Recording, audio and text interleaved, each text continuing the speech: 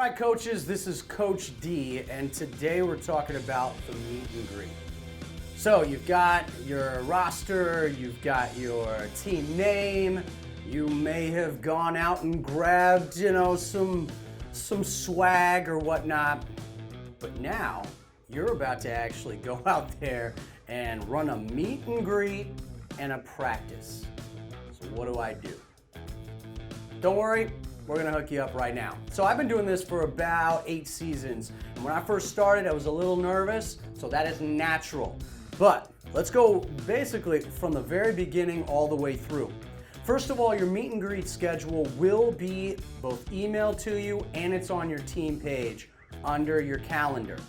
What you want to do first and foremost is right after that coach's meeting, within the next 24 to 48 hours, you want to send out a nice, for me, I like to do texting, but a nice communication to the entire roster. So just a quick tip for you and me, here's what I do personally. And what I do is I have a template of my email that has the roster, so everybody knows who is everybody, the 20% off, the schedule, right? When are we doing our meet and greet? Expectations, and I have a nice little welcome email that I send out. Now, because of online awesomeness that they've just created, you can send this email through your team page. So feel free to use that resource as well. Now, your meet and greet is going to be 1 hour and 30 minutes. Okay, usually it is an hour of practice on Sunday followed by an hour game. But your meet and greet is different. So what should a meet and greet look like? Well, for me, I'm going to be organized and I'm going to prepare. You now have all of your equipment. So what I like to do is get there early. So on that day, I'm going to get there anywhere from 15, 20, maybe even 30 minutes early, and I'm going to set out all the jerseys along with their flags. Because that first probably 10 minutes when they're starting to arrive is going to be what's called fitting the flags. Now, what does that mean? How do I do that? You're going to get flags that look like this. And what do I do with that? Here, let me show you. This is the first thing I do when parents arrive. So I open it up and I put my flags to the side. Now I have a flag belt. Okay, looks just like this. Okay. I open this up and I am going to wrap it around my player's waist. Now, as you can see, it's not fitted. And I am going to pull it, okay, tight. But now, look what's happened. I've got this extra little flag. Once I put my other flags in, now I've got 3 flags. 3 things I need you to bring to your meet and greet. Number 1 is duct tape. Number 2, scissors. Number 3, a Sharpie. Here's how we do it. Let's just do it live. Here we go. So I have it wrapped up. I've decided that this is comfortable. Okay? They've tucked in their jersey. They've got it on. And now, boom, I've got this little tail. So what I like to do is I decide, all right, I'm about right here. So what I'm going to do is I'm going to cut this off. This extra little tail, I'm going to cut it off about maybe 2 inches away from my clip. So let's do it. You will literally be doing this at your meet and greet with your parents. Hi, how you doing? I'm Coach D. Very nice to meet you. What's up, hey, man? How you doing? You ever played before? Oh, what's your favorite team? Oh, that's cool. That's awesome. Cool. So now I've got this, okay, cut. Now I'm gonna take my duct tape. Sometimes I bring like 2 or 3 duct tape, 2 or 3 scissors, and 2 or 3 Sharpies so that I can have multiple doing it at once. Because if I'm trying to get 10 players to do this and I only have 1 set, it's going to take forever. Okay. So I like to have a couple. So preparation, my dad always said, you know, the 6 P's, proper priority planning prevents poor performance. So what am I doing now? I am now going to wrap this around. Okay. A couple times. And you can make it, you know, more or less. Basically, you're going to duct tape it just like this so it doesn't move. Cool. Now, I'm going to take my Sharpie. Okay. And I'm just going to write their name on it. Coach.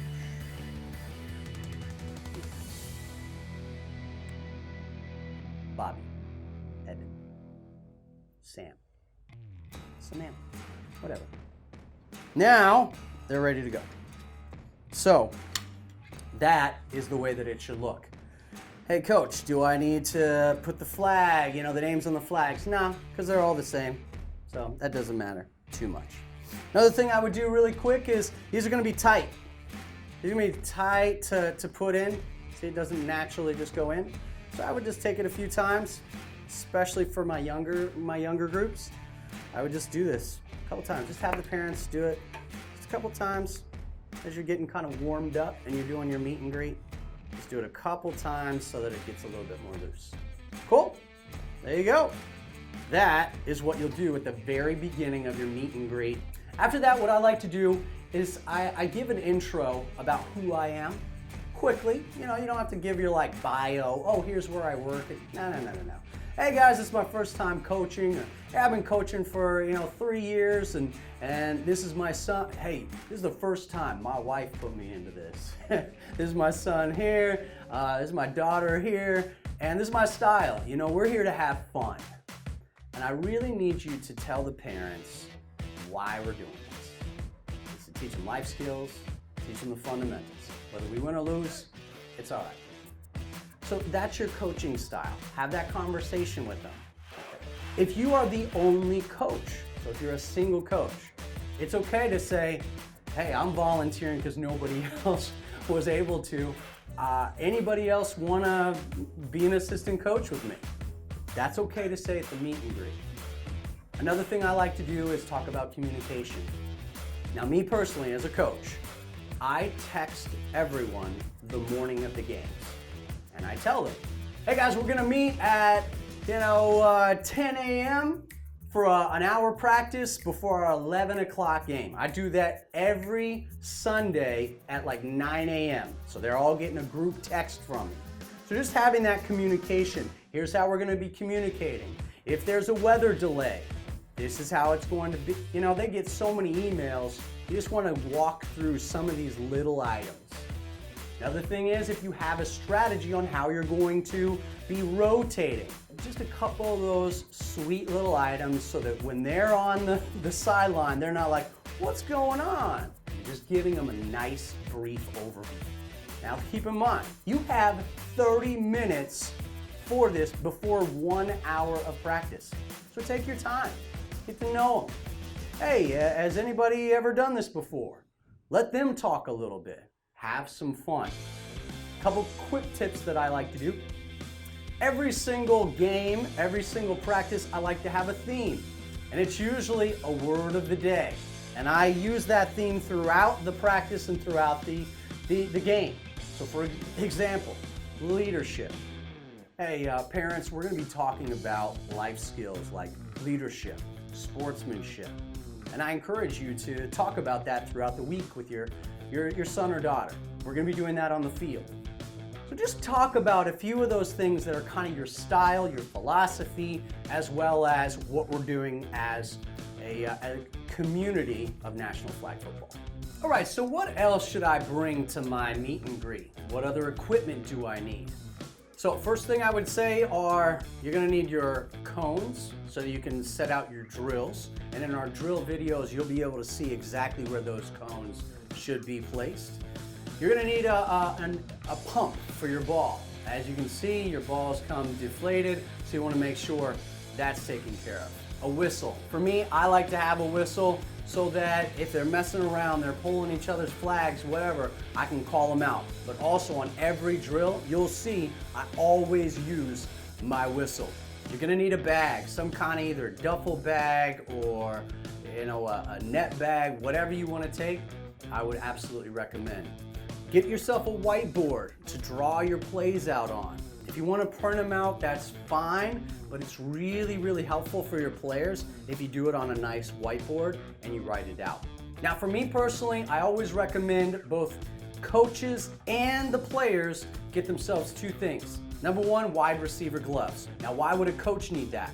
For me, I like to show them how to catch. I like to show them what it looks like to do cuts and whatnot.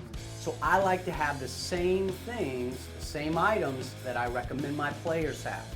So that means wide receiver gloves with the sticky, you're not talking golf gloves or baseball gloves, they're wide receiver gloves, and then cleats. I highly recommend that your players get cleats. You'll see them slipping and sliding. If they're gonna be doing spin moves or they're gonna be doing cutting or jukes, they need to have cleats. I don't care if they're soccer cleats, football cleats, it doesn't matter. And for me personally, you'll see I always have my own set of cleats as well. So if you get those items, I think you'll be well on your way to a successful meet and greet and a successful practice. Then you're gonna dive in to your first practice. Now, what we like to do for our first practice is warm these kids up. Some of them have never done any sports. No sports ever. So first things that you might want to do are some warm-ups, whether it's little sprints or jumping jacks. There's cherry picking, where they do the 1, 2, 3, up, 1, 2, 3, up. Get them just physical, One thing that I like to do is what's called an agility ladder. If you YouTube agility ladder, you'll have exercises for kids and you'll see it. You don't need an agility ladder. Just put out 6 cones and have them do some different things. That's a fun, exciting thing that gets them going. So there are going to be other videos in our video library that show you some sample drills. Some ones that I like for my first practice are, hey, go get that flag. I've got a circle of everyone, and one by one, they jump in and try to get somebody else's flag. That's a great one. Sharks and minnows is a good one. Look that one up. There are several out there to get you started. And here's what I'd recommend. Flag pulling, basics. Depending on what level they are, if you've never coached before, you need to work on the quarterback and the center exchange. I also like to do the bread basket. How do I hand off? There's a nice simple drill on how to do that. If you're gonna get into passing, okay, you can do some passing routes. So I've created several drills that are basic fundamentals that you can use in your first practice. So prepare. Go in there knowing what you're doing.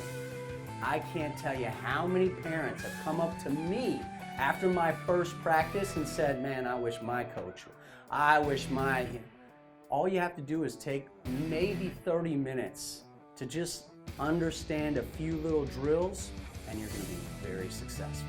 So to recap, don't be afraid. And this is a meet and greet. This is gonna be fun. Most parents don't come in with the expectation that you're like an NFL star that's gonna run them up and down the field. Most are just like you. They don't know what's going on.